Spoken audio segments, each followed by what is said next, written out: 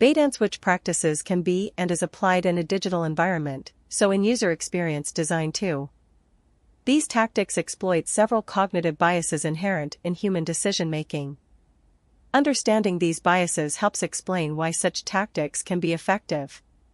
Some of the key biases exploited with such a practice are the followings: commitment and consistency bias. Once people commit to an action, they are likely to continue to support it to appear consistent.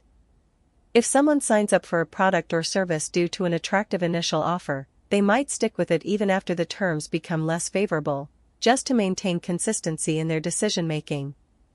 Anchoring bias. This is the tendency to rely too heavily on the first piece of information offered, the end quote, anchor end quote winky face when making decisions. In the case of bait-and-switch, the initial, attractive offer acts as the anchor, influencing subsequent decisions and perceptions, even if the offer changes significantly.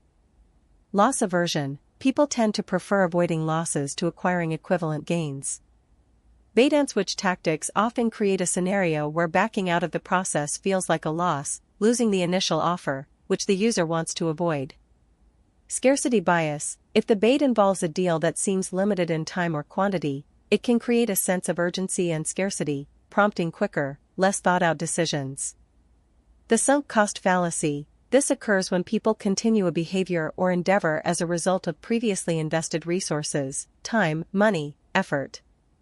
If users have already invested time in understanding the initial offer or setting up an account, they might continue with the less favorable new offer, feeling that their initial investment should not go to waste.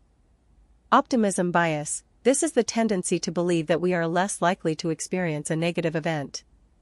Users might think that the bait-and-switch won't happen to them or that they can avoid the pitfalls, even when signs suggest otherwise.